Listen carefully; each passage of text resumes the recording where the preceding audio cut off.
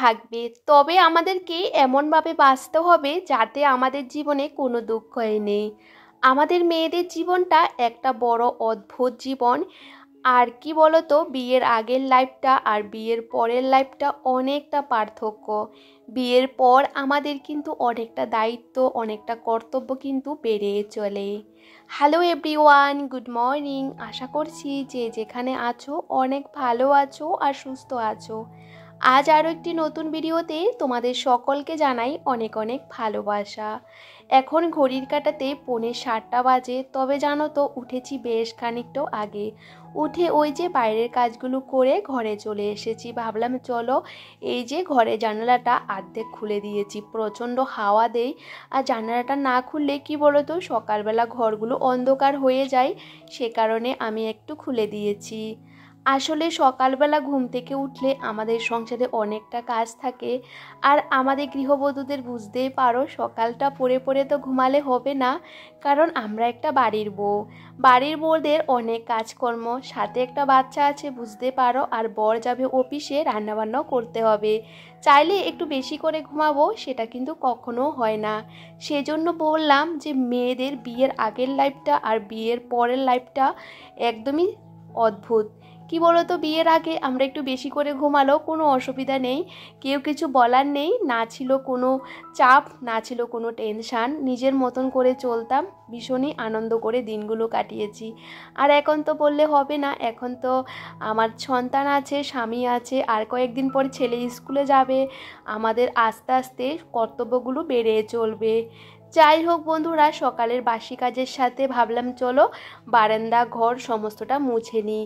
যেহেতু ওরা ঘুমাচ্ছিল, আর আমি কি বলতো সকালবেলার সমস্ত কাজগুলো একটু গুছিয়ে নেওয়ার চেষ্টা করি। রাতের বেলা তো সমস্ত কাজগুলো গুছিয়ে রাখি, থালা বাসন, রান্নাঘর পরিষ্কার করা, ঘর ঝাড় দেওয়া সমস্তটা করে রাখি।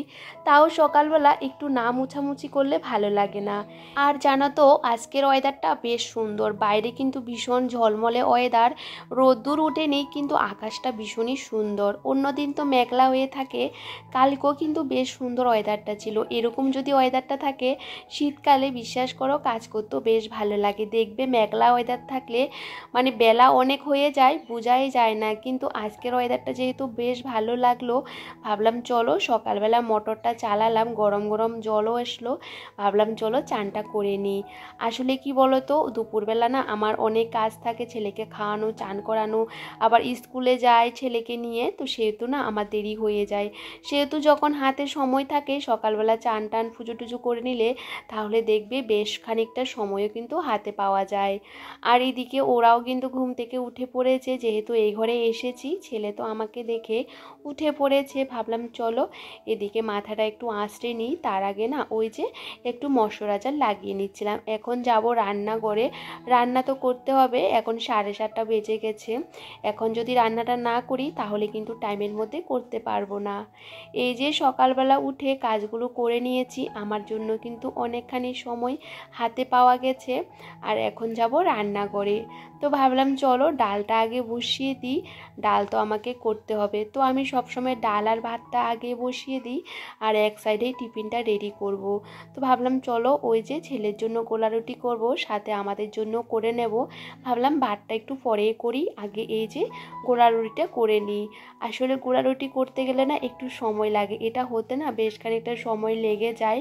তো তাড়াহুড়ো করে ছেলের জন্য একটা করে আগে ওকে দিয়ে দেব, কারণ কি বলতো ওকে খাওয়াতে গেলে একটু সময় লাগবে, তো ওর বাবাই কিন্তু ওকে খাইয়ে দেবে।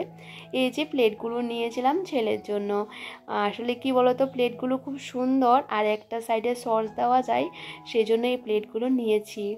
তো এদিকে দেখো ওই যে আমরাও কিন্তু সকালে চা টিফিনটা খেয়ে নিয়েছি, আর সাথে তো গোলা রুটি করেছি আর চা করেছি আদা দিয়ে। তো সেটা খেতে খেতে আমি কিন্তু ওই যে রান্নার কাটাকুটিগুলো করে নিয়েছি, আর এদিকে কিন্তু ডালটাও দিয়ে দিয়েছি।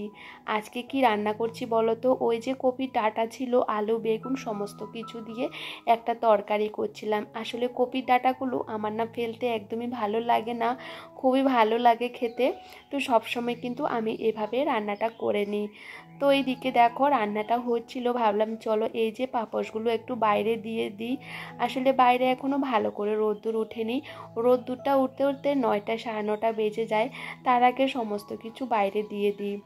আসলে বাইরে ঘর দিলে না ঘরটাও তাড়াতাড়ি পরিষ্কার করে নিতে পারি, বেশ ভালো লাগে।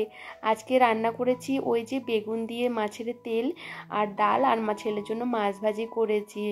আর এখন এই যে ছেলের জন্য মুড়ির মোয়া করছিলাম। আসলে কি বলতো, এটা সন্ধ্যার সময় ছেলেকে খাওয়াবো। আসলে এখন রান্নাঘরটা পরিষ্কার করে নেব, আর সন্ধ্যার সময় শুধু ভাতটাই করি, সেজন্য ওই যে এখন যেহেতু কড়াইটা মাজবো তার আগে ভাবলাম চলো একটু মুড়ির মোয়া করে রেখে দিই। আর এই যে ছোট ছোট জিনিসগুলো কিন্তু আমি আগেই করে নিই রান্নাবান্না করার পর, না হলে কি বলতো আবার রান্নার পরিষ্কার করা অনেকটা চাপের হয়। রান্নাবান্না যেহেতু রাতের বেলা আমি বেশি একটা করি না, দিনের বেলায় করে নিই, যেহেতু আমাদের সংসারটা ছোট্ট একটা সংসার। রান্নাবান্না কিন্তু আমি একবারেই করে নিই, রাতে শুধু ভাতটা করি, তখন না বেশি একটা পরিষ্কার পরিচ্ছন্ন করতে হয় না। আর দেখবে যখন তরকারি রান্না করবে তখন কিন্তু তেল ছিটে ভাবটাও পড়ে, তখন এই যে গ্যাসটা পরিষ্কার না করলে ভালো লাগে না। আর এখন দেখো ওই যে মুড়ির মোয়া করে নিয়ে রেখে দিয়েছি, আর ভাবলাম চলো গ্যাস ওভেনটা ভালো করে পরিষ্কার করে নিই। রান্না করতে বেশিক্ষণ সময় লাগে না, যদি সমস্ত কিছু গুছিয়ে রাখি তাহলে দেখবে রান্না করতে একদমই সময় লাগে না।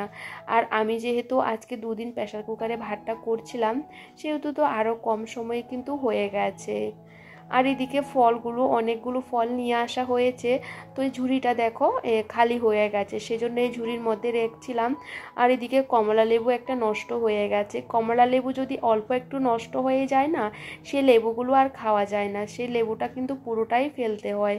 যেহেতু ঘরে অনেকগুলো ফল ছিল তো বুঝতে পারিনি প্যাকেটের মধ্যে ছিল, সে কারণে প্যাকেট থেকে বের করে এখন ঝুড়িতে রেখে দিয়েছি। আর এদিকে বিছানাটা কিন্তু গুছিয়ে টান টান করে সমস্ত কিছু রেখে দিচ্ছিলাম, আর তোমাদের দাদাভাই কিন্তু বেরিয়ে গেছে।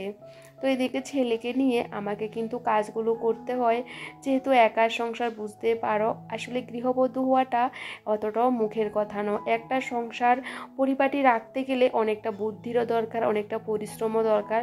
তাও কিন্তু বাচ্চাকে নিয়ে কন্টিনিউ কাজগুলো করতে হয়। আসলে আমাদের সংসারের কাজ কিন্তু অনেক রকমের কাজ আছে, আমরা ইচ্ছে করলে বসে থাকতে পারি, ইচ্ছা করলে কাজও করতে পারি। আসলে কাজ কোনোদিন শেষ হয় না, যতই কাজ করবে ততই কিন্তু কাজ আমাদের অপেক্ষা করে থাকে। সংসারে কত কাজ, বাইরে কত কাজ, আমরা যদি মনে করি যে আজ কাজ করব না, তাতে কিন্তু আমরা কাজ না করলেও পারি।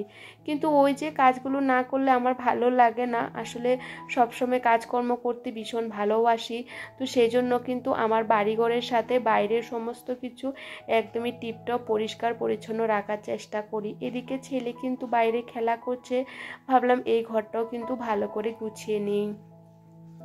ছেলে যেহেতু সকাল থেকে এখানে বসে খেলা করে, এটা সেটা করে, সেহেতু এই যে দুপুরবেলা যখন ওকে চান করানোর আগে ওকে একটু বাইরে পাঠিয়ে দিই, এখন ও বাইরে বসে বসে খেলা করবে, সেহেতু এদিকে এই ঘরটা কিন্তু আমি গুছিয়ে নিই। আর বাইরের থেকে সমস্ত জামা কাপড় যেগুলো শুকিয়ে গেছে সেগুলো এখন গুছিয়ে জায়গাতে রেখে দেব।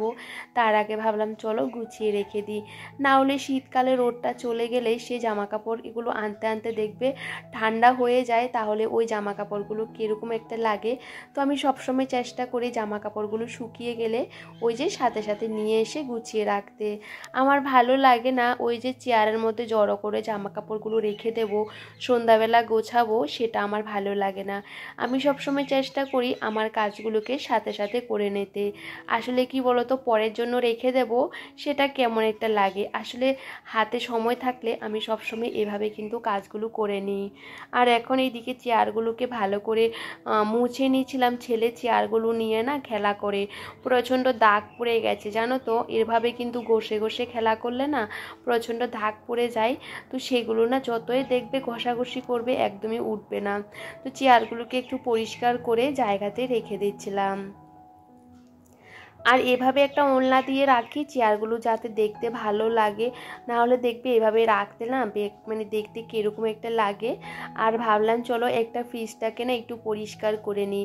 আমি সব সময় ফ্রিজটাকে কিন্তু একটা কাপড় দিয়ে এরকমভাবে পরিষ্কার করে নিই, যেহেতু ফ্রিজে আমার তেমন কিছু রাখি না।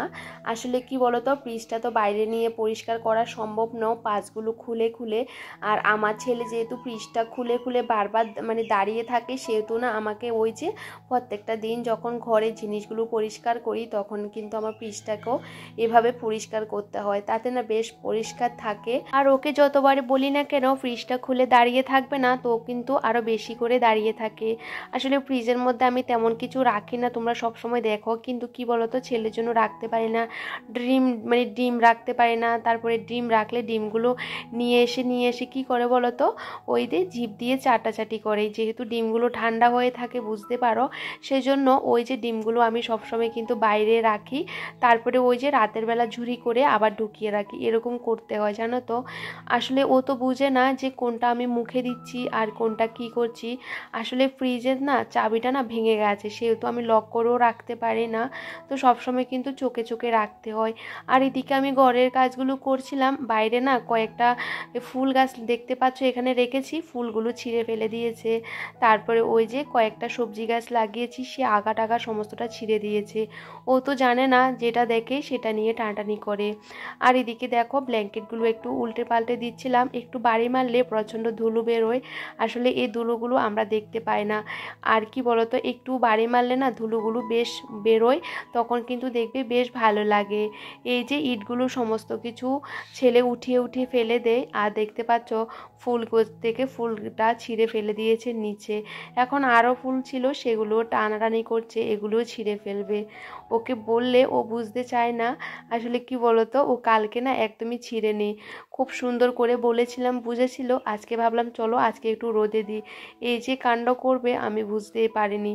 আর দেখতে পাচ্ছ ফুলগুলো ছেঁড়ার জন্য আবার হাত বাড়াচ্ছিল। এখানে আলু গাছ দেখতে পাচ্ছ, ওটাকেও ছিঁড়ে দিয়েছে। এখানে আমি কিছু গাছ মানে লাগিয়েছিলাম, ওর জন্য না কিছুই রাখতে পারি না, কতবার যে গাছগুলোকে ছিঁড়ে ছিঁড়ে ফেলে দিয়েছে। আর ফুল গাছটা তো পুরোটা উঠিয়ে ফেলে দিয়েছে, আমি কিন্তু আবার টপের মধ্যে লাগিয়ে দিয়েছি। আর দেখো এরকম করে, এরকম করলে কোনো কিছু করতে পারবো? তো কী আর করবো বলো তো, এভাবে কিন্তু সারাক্ষণ আমাকে ওকে সামলাতে হয়।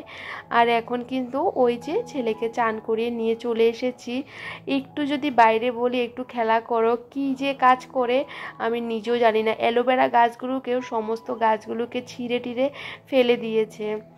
আসলে কি বলতো, ও তো জানে না, ও তো বেশ ভালো লাগে এইসব কাজকর্মগুলো করতে। আর এদিকে চান করিয়ে দিয়েছি, ওকে এখন খাইয়ে দেব। আসলে স্কুলে যাব একটার সময়, ওর খাবার দেয় একটার সময়, তো একটার সময় খাবার নিয়ে ওকে খাওয়াতে খাওয়াতে দেরি হয়ে যায়, সেই জন্য ওই যে ঘরে যে খাবারটা করেছি সেটাই কিন্তু ওকে খাইয়ে দেব। যেহেতু আজকে বেশ খানিকটা সময় আগে আমার কাজকর্ম হয়ে গেছে, সে কারণে স্কুলের খাবারটা না পরে খাওয়াবো। এখন অল্প করে ভাত ডাল মাছ ভাজি নিয়ে নিয়েছি, ওটাও ওকে খাওয়াবো। আর এই মুহূর্তে বেশ খানিকটা সময় কিন্তু পেরিয়ে গেছে, এখন ছেলের জন্য কিন্তু একটু হরলিক্স আর বিস্কিট নিয়ে ওকে খাওয়াবো।